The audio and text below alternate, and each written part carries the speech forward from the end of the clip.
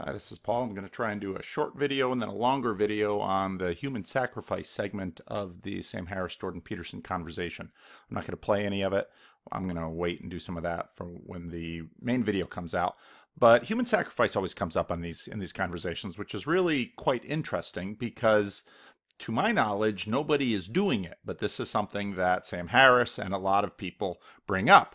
Is the goal to stop it? But if it's not happening, why are you trying to stop it?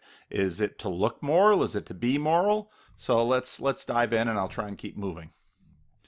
Well, now we can all agree that human sacrifice is generally a bad thing, but now there are nested within this question, what do you mean by human and what do you mean by sacrifice? And in the longer video, I'll get into both of those questions, but let's just take the plain common sense definition, that killing a person in order to appease or please or negotiate with a divine being, realm, or construct. I think that's pretty much what their argument is.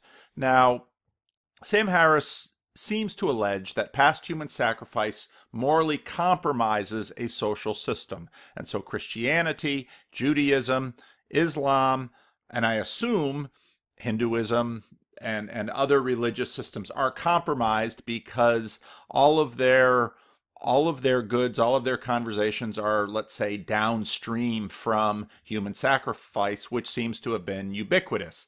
Now, this is a funny argument to make to me because when Peterson calls Sam Harris a Christian, we start playing the fallacy pop-up game, which is, oh, that's the genetic fallacy. And, well, okay, so if you have Christian ideas, but you don't want to be called, you shouldn't be called a Christian because of the genetic fallacy, why would Christianity be morally compromised because it has actual human sacrifice in its past, even though no Christian that I know of today is promoting or practicing actual human sacrifice, and we seem to love that word literal, so literal human sacrifice.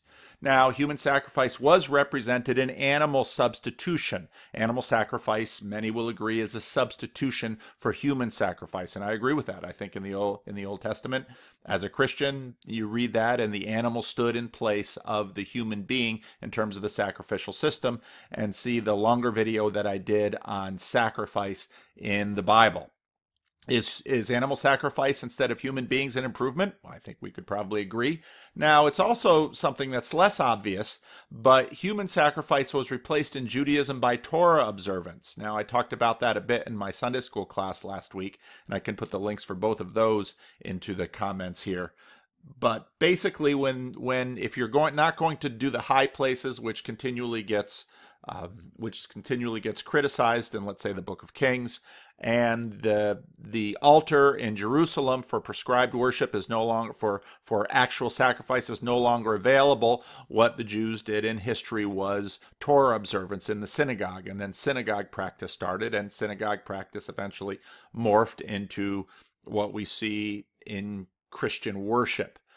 Now, obviously, human sacrifice is ritualized and replaced by Eucharist, communion, Lord's Supper, and Peterson and Harris talk a little bit about this.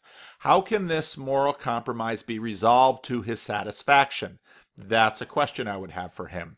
Or is it just everything's tainted downstream from human sacrifice? I would argue that a whole lot more will be tainted downstream from that. So if that's going to be your standard, well, then you're kind of a Christian if you're going to use this kind of criteria. Now, the goal is stop it, which is kind of a funny goal because people aren't doing it, but let's run through the argument. Sam Harris seems to say that what we would have to have is a rule or an understanding or an injunction or a norm not to kill people to appease, satisfy, favor, negotiate with imaginary beings. We don't want people doing that, so we need a rule. And this rule apparently can come about by reason. If we have no imaginary beings, we're not going to sacrifice humans for that reason. Is it okay to sacrifice humans for other reasons? And again, I'll touch on that in the longer video. What do we mean by sacrifice? What do we mean by human? But specifically here, we're talking about appeasing, satisfying, favoring, negotiating with imaginary beings, divine beings, which would be the actual frame of reference. Now, again, most people say, downstream from Christianity, killing is wrong. So, well, then do we need this rule? But we say killing is wrong, and many people who can agree with killing is wrong. What they don't agree with are the exceptions when killing is justifiable. And it's actually on that playing field that most of the moral conversation holds. Everyone will agree killing is wrong, but some people say, well, it's justifiable in some circumstances. So, is it the case that human sacrifice is justifiable in certain circumstances and perhaps not in circumstances where there is an imaginary being or divine being that needs to be appeased, satisfied, favored, or negotiated with? So basically here, the motivation for Sam Harris is, or the strategy for Sam Harris to prevent human sacrifice in the future would be have a rule. And this rule could apparently or supposedly be justified rationally or supported rationally instead of by some religious dogma or some religious story or some religious text. Now, Christianity obviously uses dogma, story, and text in its prohibition of human sacrifice, but it takes a different approach. Christianity, the one perfect human sacrifice was made. You can read about that in the Heidelberg Catechism, one of the doctrinal statements of the Christian Reformed Church. We no longer do it, and we don't do it to animals either for this same reason. In other words, the Christian articulation surrounding human sacrifice and sacrifice in general actually takes into account human sacrifice and animal sacrifice and frames it actually in quite a large frame with quite a few, let's call them feelers, going out in many different directions. Again, in the larger sacrifice video, I'll talk about that. How do Christians do this? Well, we ritualize to remember and reinforce the message that doing it again would be unnecessary. Now, both of those ends are important because the ritualization is to remember. So every time you see a bumper sticker, 9/11, don't forget. Every time you see a Holocaust memorial, let's never forget. Every time there's a school shooting, let's never forget. Let's never forget. It seems we have, on one hand, something we believe is more powerful than just a rule. Because I think we already have plenty of rules that say don't drive airplanes into buildings or don't shoot up schools. We've got all of those rules. Those rules don't seem to stop people. And you might argue, well, religious things don't seem to stop people too. 9/11's case, it seemed to be religious motivation that was driving the people into the planes. But let's get back to human sacrifice. So Sam Harris's strategy, of course, is if you get rid of religion, then we won't have people shooting up schools for religious reasons, and we won't have people driving planes into buildings for religious reasons. That obviously doesn't prevent them from shooting up schools or driving planes into buildings for non-religious reasons, or for reasons that they say are religious but aren't really religious, or reasons that are religious but they say are not religious, because all of those things would happen too. In Christianity, we ritualize to reinforce and remember, and we ritualize when we put this very deep in terms of our psychic selves, and we make this a very core foundational thing. We put this pretty much down at the root, which makes it pretty strong.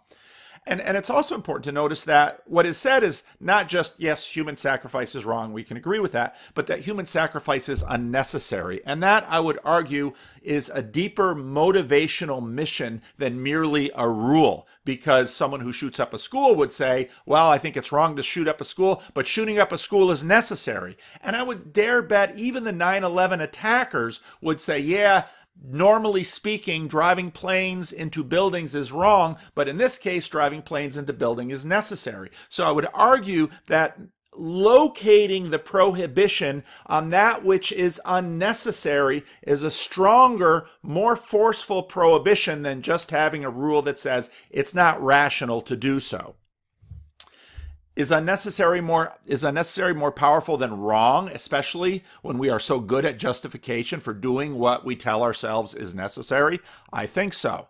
And this is where it gets very interesting, because Sam Harris repeatedly talks about dogma. Dogma is a problem. Unchanging things is a problem.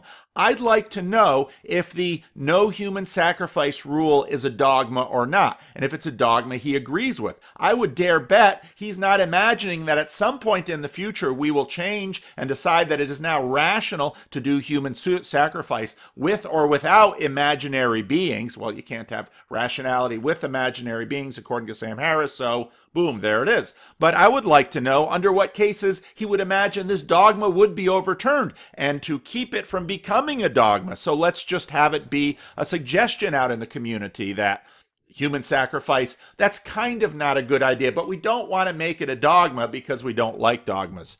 Well, I think in many ways, this forgets what dogmas are for. Dogmas are shorthand ways and default understandings that are communally regarded that say things like, we're not going to conduct human sacrifice. We're not going to do it. And, well, why don't we do it? Just because I said so. Are there reasons? Yeah, I have good reasons. I believe I have very good reasons. But you might not be able to construct the rationality tower that I can construct. So instead, I'm going to construct the rationality tower. I'm going to get to a certain point.